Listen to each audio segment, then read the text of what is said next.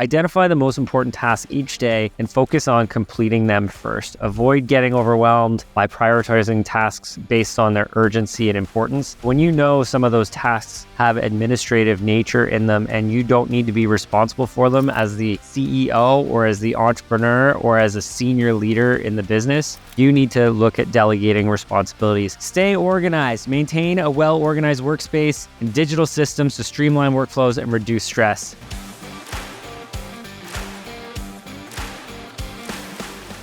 Good day and welcome to the Wealthy Entrepreneur Podcast. I am your host, Bob Govero. It is great to have you with me today.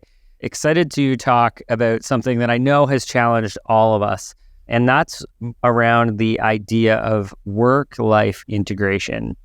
Now, before I hop into that, I just want to formally welcome you to the podcast and remind you that this is the place where we dissect the elements that contribute to entrepreneurial success, from mindset and leadership to profits and revenue. And again, this episode is going to be focused around the work-life balance or the integration of balance into our work life.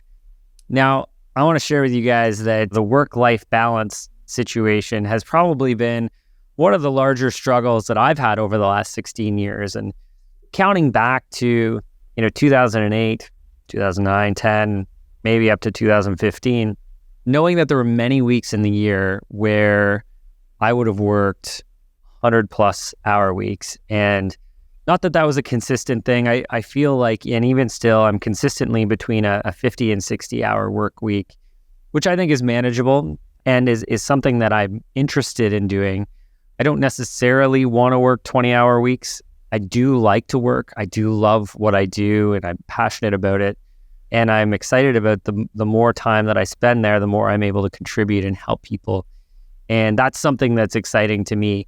But for sure, during times of busyness and high demand, maybe short staff, spent hours and hours. And I know there's been a lot of overnighters over my career where, thank goodness for Red Bull, who is not a sponsor of this podcast, but thank goodness for Red Bull to get my mind through the next day, to keep my mind calm but aware and active. And that's not sustainable for anybody.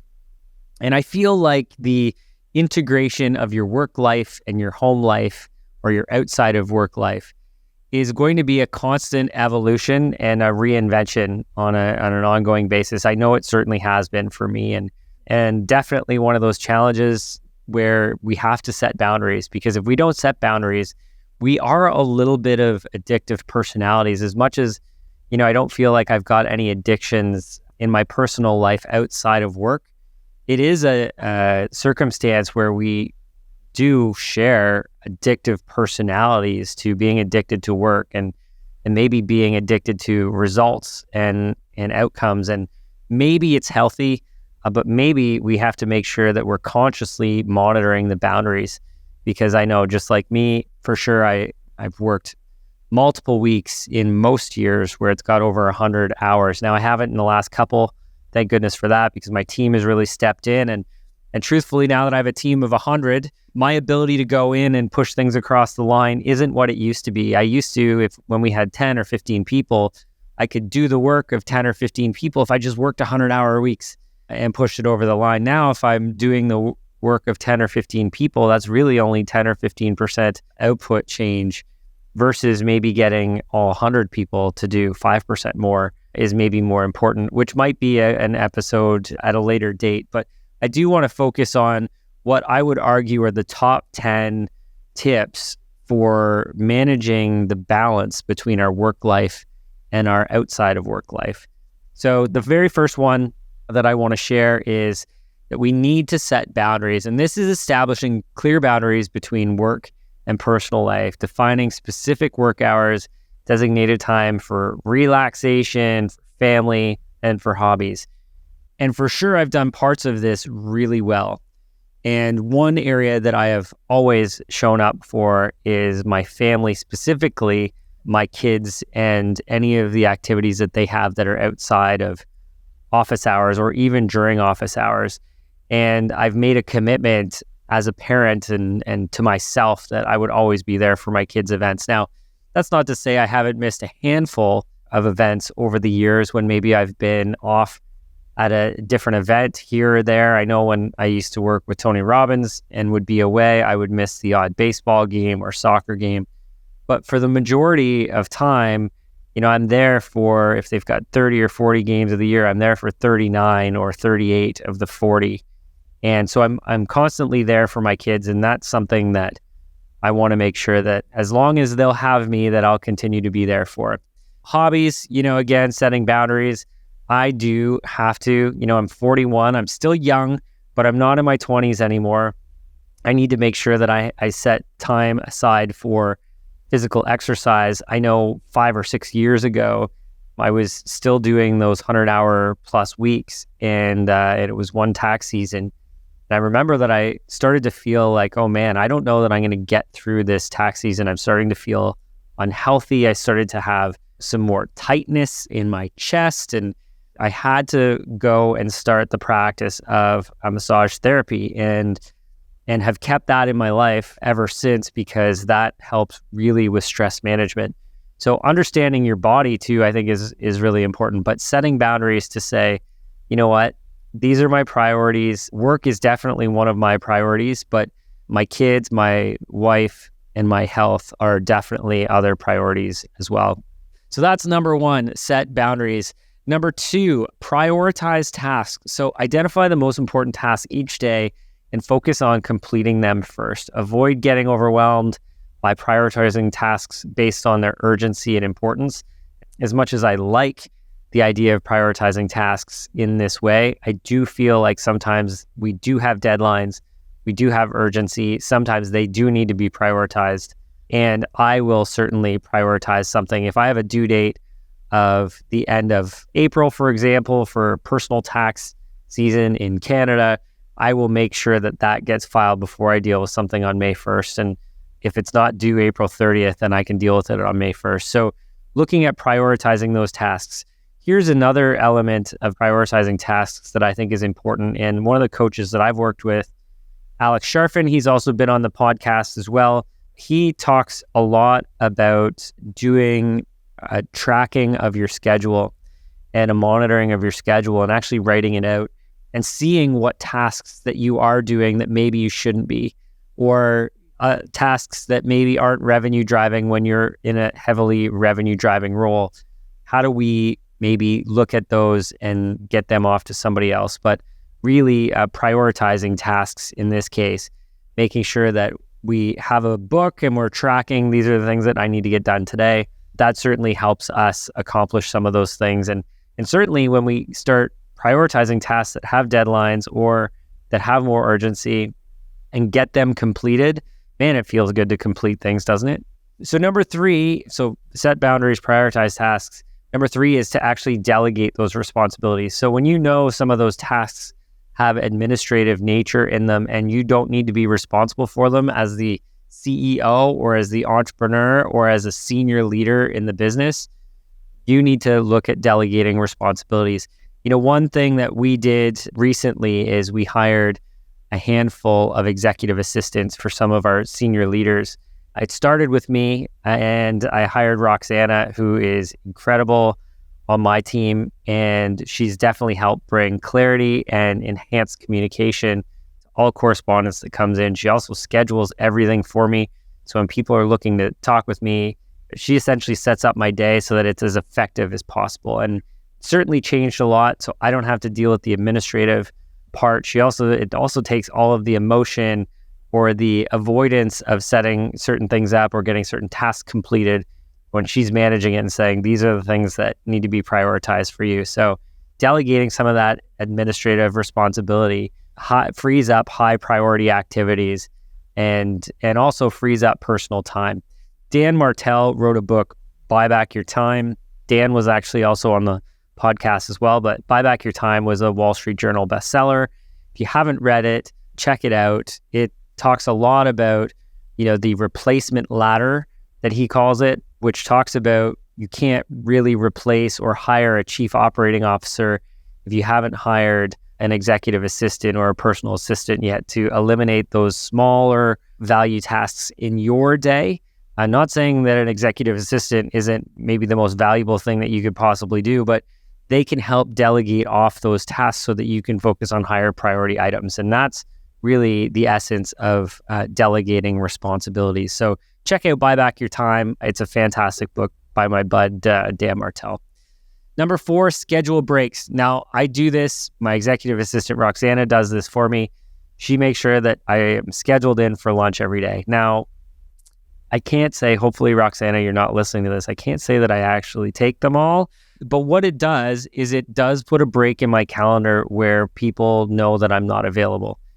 That at least gives me opportunity to catch up on some of my other prioritized tasks, or it does give me an opportunity to go grab some nutrition, get hydrated, and move on to the next task that's in there. So scheduling breaks incorporates regular breaks throughout your workday to rest and recharge. Short breaks can improve focus, productivity, and overall well-being. All right, number 5, practice time management. Use time management techniques or blocking in your schedule to efficiently allocate time to work on priorities and other personal activities. Set realistic deadlines and avoid procrastination. My wife would tell you time management is not my best skill. And why am I not good at time management? It's my underestimation of how much time it takes to complete a certain task. So typically what I will do is I will say, oh yeah, that should only take me 10 minutes and it might take me half an hour. Might take me half an hour because it takes me a while to get into the right zone of genius to respond or to answer or to research. So I am, that would probably be one of my larger weak points is on the practice time management element and actually knowing how much time it takes to get tasks completed. I definitely understand that, and I understand I need to give myself more time when it comes to completing tasks, but for sure we need to all focus on practice time management if we want to continue to have and manage our work-life balance or our work-life integration in the best way. Number 6, stay organized. Maintain a well-organized workspace and digital systems to streamline workflows and reduce stress. Keep track of deadlines, appointments, and tasks using calendars, to-do lists, or productivity apps. Again, if you're looking at a lot of these elements, if you have the financial means and if you're at a time in your business or career to bring in some extra support, an executive assistant that can support you with these things, staying organized is something that Roxana really helps me do. In fact, we've got a folder in my inbox that just says Bob. And my goal is to stay in the Bob folder, and her goal is to manage the correspondence outside of the Bob folder. So when something requires me to jump in, she will put it in the Bob folder and I will address it on a daily basis. So super important that we stay organized, but if you have the ability to bring in some additional executive support to help you with that, that would be great. Staying organized, practice time management and scheduling breaks, delegating responsibilities, like a lot of these could really be eliminated and supported by having an assistant of some sort.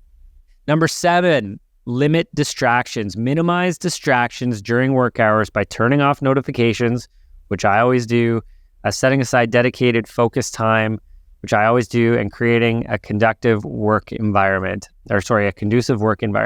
This helps improve concentration and productivity. So a few things that I do that have worked really well for limiting distractions. I put breaks in my day, not breaks like go for a walk or have lunch, although I do have those, like I mentioned earlier, but having scheduled time off to address any of the areas that are in the Bob folder to help support my team. Those schedules need to be in there. So limiting distractions and closing my door or eliminating any of my notifications is something that we definitely need to do because it's so easy to get distracted by notifications that are going on. In fact, I've got one channel, which is with my sales team, that continues to go off all the time. They're constantly chatting and collaborating, which is an amazing culture and amazing vibe. And I love to catch up on everything that's going on through there and all the wonderful people that they're meeting and connecting with. However, if that distraction is going off and that dinging is happening every 5 seconds, it really distracts me from being able to get all of my tasks completed. So limiting distractions is very, very important as well. Number 8, practice self-care. Prioritize self-care activities such as exercise, proper nutrition, adequate sleep, and mindfulness practices. Taking care of your physical and mental health is essential for long-term success and resilience. I couldn't agree more. And, I mentioned that I had worked, 100-hour plus weeks in the past, and I did. Not sustainable. Wouldn't recommend it. In fact, don't build a business where you're going to be required to do that. Now, I was overly passionate about it and certainly had a lot of resilience in making sure that I wasn't going to be overcome by any sort of failure when it came to shortcomings of deliverables. But what I will say is my practice of self-care as I've continued to get a little bit older has become very important. So I mentioned massage therapy for me. I'm getting back into chiropractic, so likely going to have that on a 3-week cycle. I go to a personal trainer. I go to the gym probably 4 days a week right now. I go and meet with him twice a week, which is really incredible. And I have this, the Aura Ring as well. Just got back on the Aura Ring schedule to monitor my sleep and my readiness for the day. Also to look and make sure that I'm getting enough rest and so that I can perform at a top level. And like Aura told me today, said today is going to be a good day. Your restfulness, although I only got about 7 hours sleep last night, usually want to try and get 7.5 plus. 7.5 to 8.5 is kind of my sweet spot. 7.5 hours sleep. It said you are ready for the day. I got a little crown today, but that's all part of practicing self-care. And I would say, this is focusing solely on work-life balance or work-life integration, and practicing self-care, I believe, improves your mood. It improves my mood. It improves my energy. So when I show up for work, I'm ready and full of energy. And when I go home, I'm full of energy. I'm healthy. And so I always show up to my family and to my work feeling strong, healthy, and with lots of energy so that I do show up and I'm present when I am there in both circumstances. Number 9, I mentioned this earlier as well. And this is one that I certainly struggle with, and this is setting realistic expectations. Avoid overcoming or overcommitting yourself and setting unrealistic expectations. Be honest about what you can accomplish within a given time frame and communicate boundaries with clients, partners, and stakeholders. Listen, this is my weakest point, without question, setting realistic expectations. Part of the reason is I want to be helping as many people as I possibly can. So I collapse my boundaries. I let people in.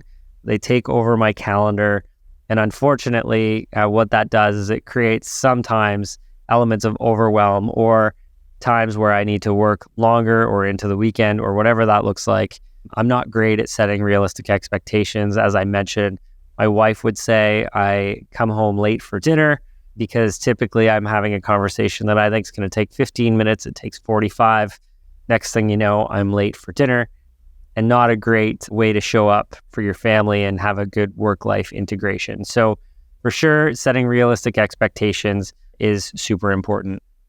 And last but not least, which I think is important here as well, is number 10, seek support.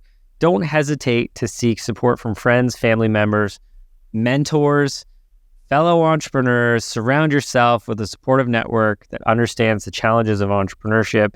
You can offer guidance, encouragement, and perspective. By implementing all of these top 10 strategies, entrepreneurs can achieve a healthier work-life balance or work-life integration, leading to greater fulfillment, productivity, and success in both their personal and professional lives.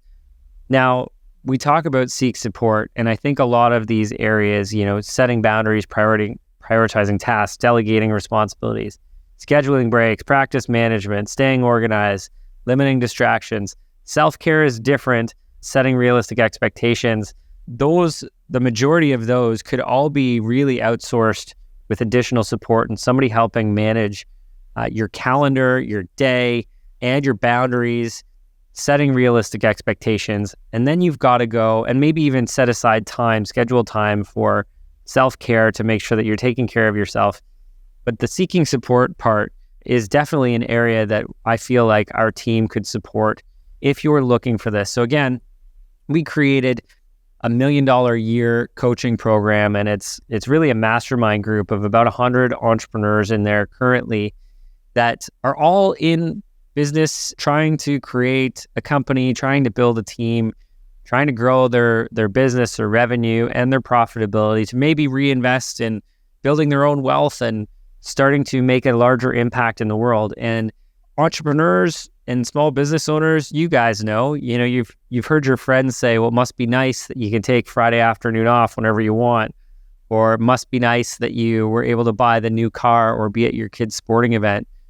And isn't it nice is one of those, my least favorite comments from anybody, because what they should be saying is, well, isn't it nice, or wouldn't it be nice to work 100-hour weeks? Wouldn't it be nice to have enhanced financial stress because somebody didn't pay their bill?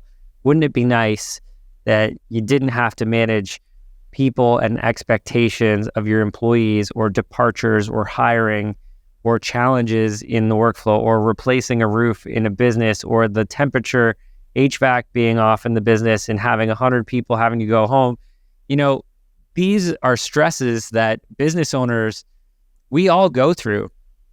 And people who don't run a business don't understand the frustration, the stress, and the emotional toll that these things can take. And that's why we created our $1 Million a Year program, to pull together a group of people that not only can share challenges and look to seek support with business coaches, with experts, but with each other, but also a place that you can share wins. Because, we all know as a small business owner that it's really hard to say to your friends, oh, you know what? I just sold this $50,000 contract today. And they'll be like, oh, wow, you just put $50,000 in your pocket. People don't understand that. Isn't it great? We just hired our 10th employee this year. Oh yeah, I wish I had people to do everything for me.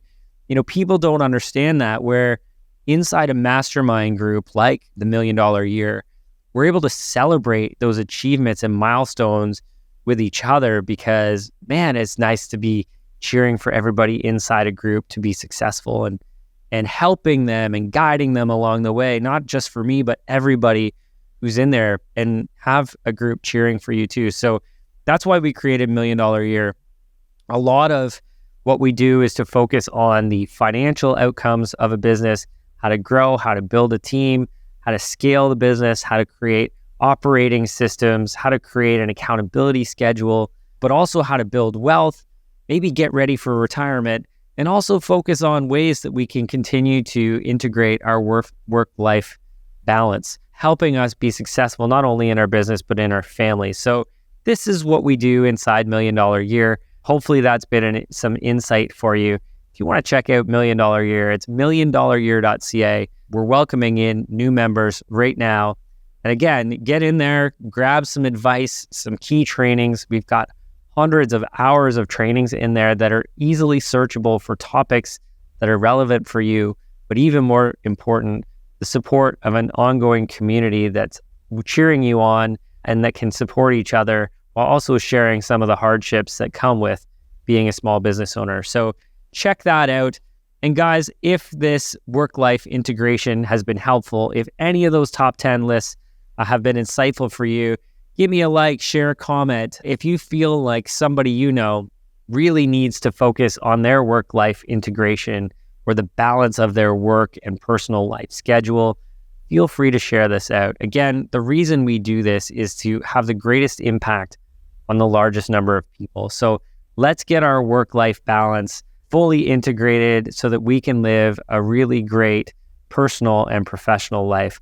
My name is Bob Govro. It's been a pleasure. Make sure you're following this podcast. We will release another episode again next week. Can't wait to see you there. Have a great day, and wishing you great success in your work-life integration.